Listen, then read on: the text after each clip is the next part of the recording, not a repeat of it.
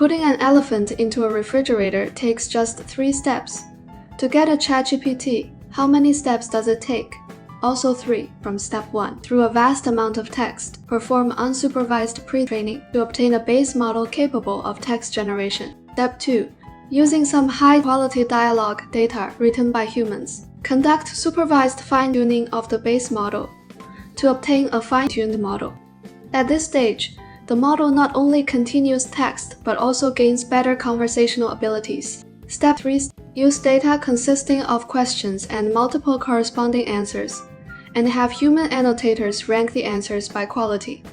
Then, based on this data, train a reward model that can predict scores for answers. Next, have the model from step 2 generate answers to questions.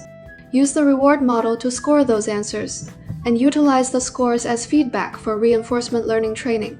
And just like that, ChatGPT is forged. Got it. If you want to understand the steps in more detail, keep watching. In the pre-training of step 1, a massive amount of text is first needed as raw material for the model to learn from.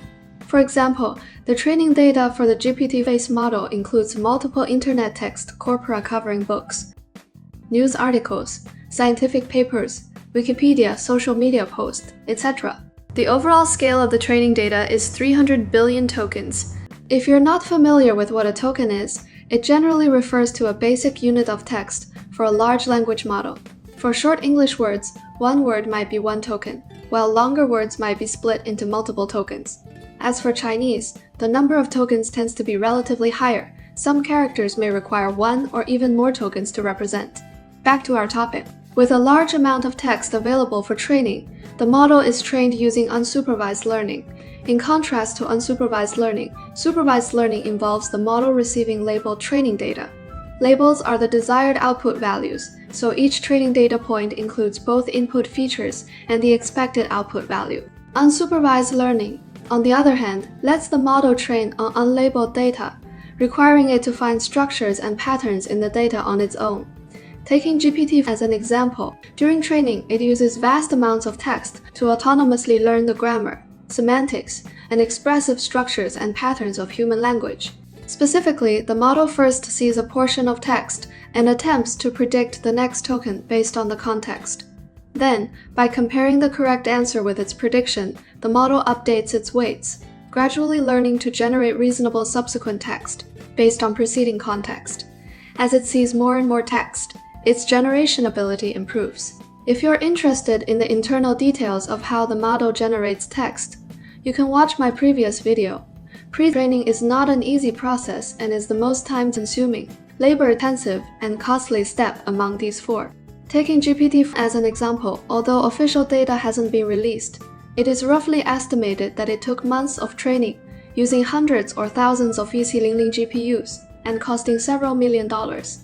The result of pre-gen training is a base model. The base model is not the same as the conversational model behind ChatGPT because, at this stage, the model can predict the next token and continue text based on context, but isn't skilled at conversation. If you give it a question, it might mimic the preceding text and help generate more questions instead of answering yours. To address this, we need step 2. Fine-tuning the base model. Fine-tuning involves further training on an existing model, altering its internal parameters to make it more suitable for specific tasks. In other words, to train an AI assistant good at conversation, the base model needs to be exposed to more dialogue data. However, the cost of fine-tuning is much lower compared to pre-training, because it requires a smaller scale of training data and shorter training time. At this stage, the model doesn't need to learn from vast amounts of text, but learns from some professionally written, high-quality human dialogues. This is equivalent to providing the model with both questions and the answers we humans prefer, falling under supervised learning. Hence, this process is called supervised fine-tuning (ST). After completion, an SFT model is obtained, which is better at answering questions than the base model from step 1. But to further enhance the model's capabilities, step 3 can be performed, having the SFT model undergo reinforcement learning. Reinforcement learning involves the model taking actions in an environment, receiving feedback on the results, and learning from that feedback to take the best actions in given situations to maximize rewards or minimize losses. It is like training a puppy. Through interactions with the trainer, the puppy discovers that certain actions earn treats, some yield none, and others might even result in punishment.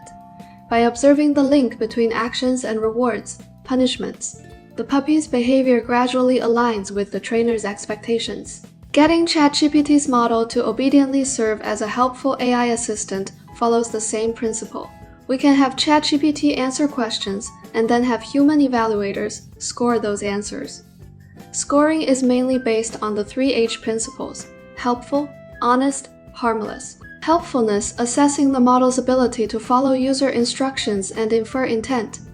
Honesty, evaluating the model's tendency to hallucinate, fabricate facts. Harmlessness, judging whether the model's output is appropriate, defamatory, or contains derogatory content. If the score is high, the model learns to keep up the good work. If low, it learns to improve. However, relying on humans to score each answer individually is extremely costly and inefficient. So why not train another model to score the model's outputs? Therefore, in this step, a reward model needs to be trained. It learns from question-answer pairs and their corresponding scores. The scoring data is obtained by having the fine-tuned GPT model. The SFT model from step 2 generate multiple different answers for each question, then having human annotators compare and rank the answers by quality. Although it still requires annotators' labor, once enough ranking data is gathered, it can be used to train the reward model, allowing it to learn to predict answer scores. Once the reward model is trained, it can be used in reinforcement learning. In reinforcement learning, ChatGPT's initial parameters come from the previously obtained SFT model, but are updated during training. The reward model's parameters are frozen. Its task is solely to score the model's generated content. After rounds of iterations, the model continuously optimizes its strategy, further improving answer quality. The powerful ChatGPT is thus forged through continuous learning. The rest of the story we all know. In November 2022, ChatGPT was released to the public, igniting the era of generative AI. If this video was helpful to you, please give it a thumbs up. In the next section, we'll explore how to properly train and interact with AI chat assistants like ChatGPT. See you in the next video.